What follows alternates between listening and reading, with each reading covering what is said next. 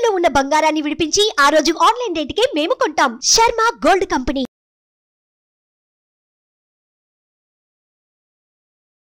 నమస్తే రమగారు. నమస్తే జయ.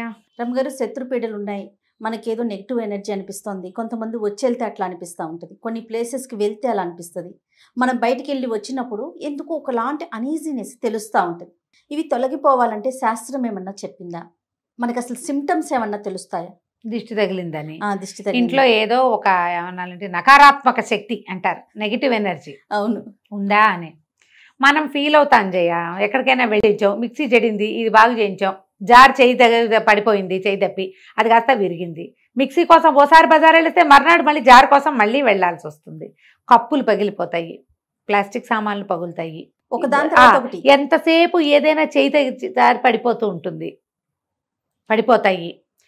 తర్వాత ఏమో ఒట్టి పుణ్యానికి కొట్లాడుకుంటాం మనం, ఏముండదు మ్యాటర్.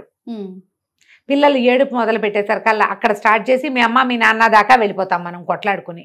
ఓకే, ఇంకా ఇలాంటివన్నీ జరుగుతాయి. బజార్ వెళ్తే ఎప్పుడు కారు వేసుకెళ్తామా, పార్కింగ్ దొరకదు చేయ. ఇంతమంది కార్లు పట్టాయి, మన కారు కూడా పట్టలేదు నిజంగా.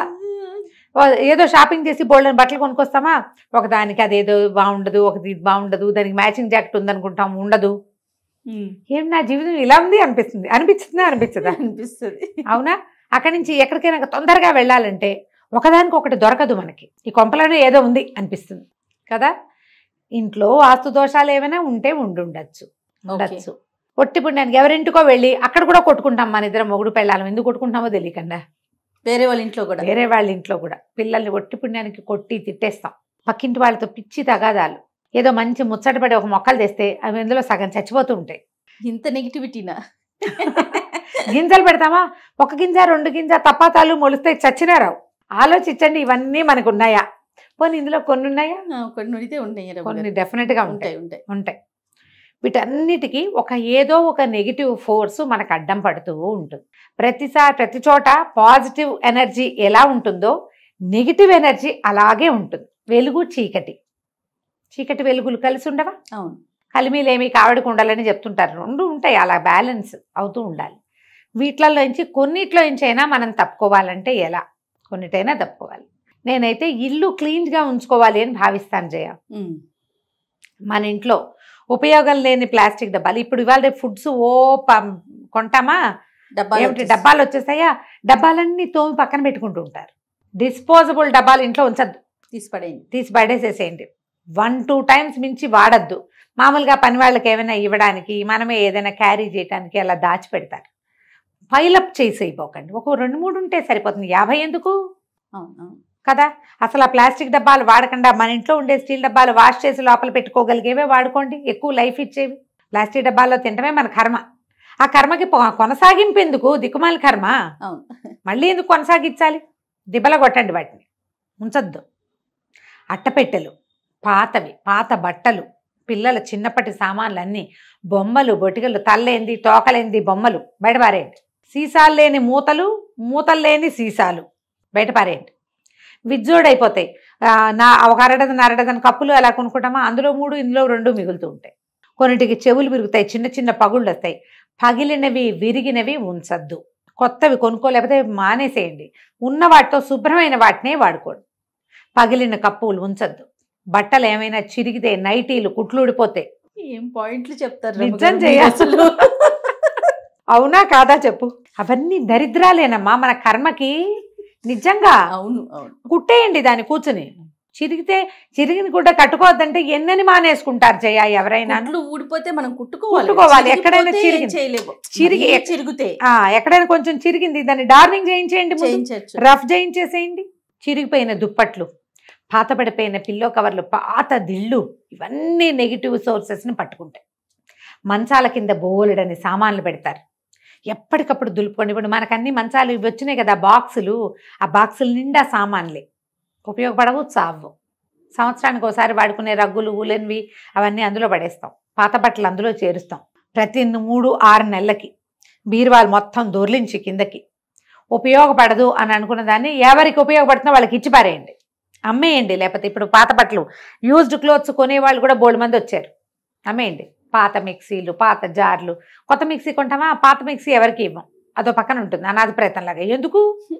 అనవసరం కదా, బయటపడేయండి దాన్ని, ఇచ్చేయండి ఎవరికైనా. పని మనిషి అయినా వాడుకుంటుంది కొన్నాళ్ళ పాటు, దానికి పాడైతే అది ఎవరికో ఇచ్చుకుంటుంది, లేదా అదే అమ్మేసుకుంటుంది అవతలకి. మీరు ఆలోచించండి. వెదురు బుట్టలు అవి కొనుక్కొస్తాను జయ, కొత్తల్లో భలే ముద్దుగా సరదాగా ఉంటాయి. కొన్నాళ్ళకి మాస్టి మొహాలు పడతాయి అవి, నువ్వు వాడవు పెట్టవు. అవును, వాటిని ఏదైనా రీసైక్లింగ్ చేసేస్తే చేసేయండి, ఇంకో పనికి వాడండి, లేకపోతే ఇచ్చేయటమే, పంపేయండి.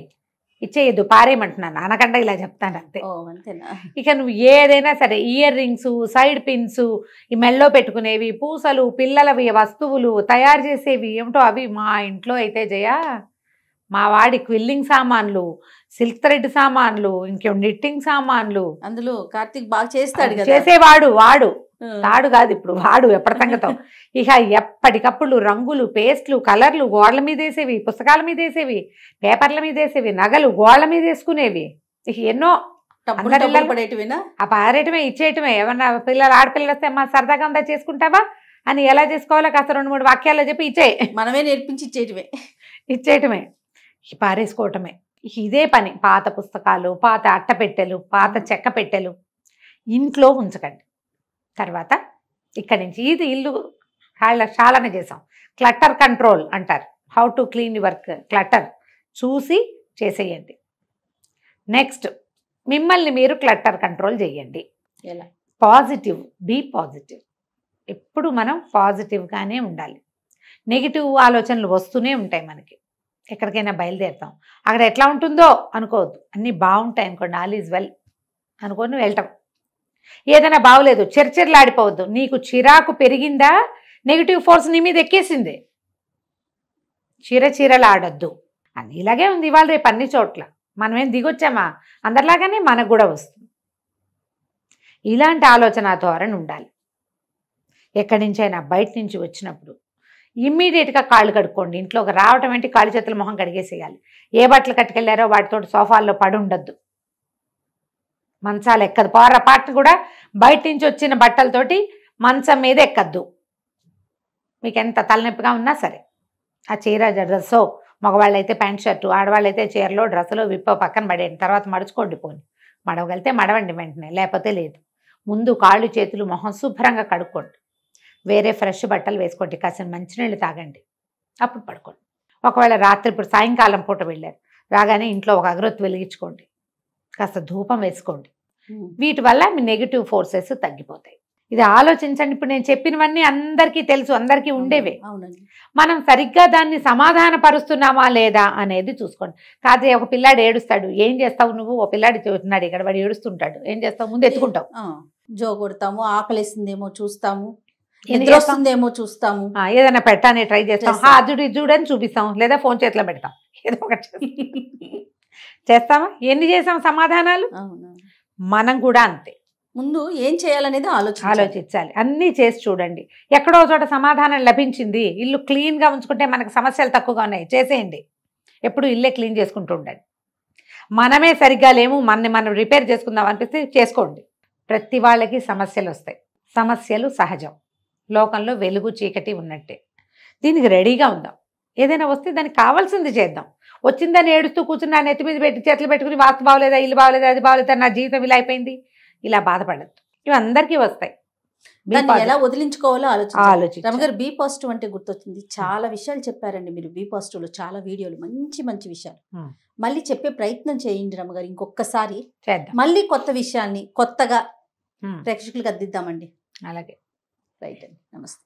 నమస్తే. సుమన్ టీవీలో మీ పర్సనల్ అండ్ బిజినెస్ ప్రమోషన్స్ కోసం కింది నెంబర్కి కాంటాక్ట్ చేయండి.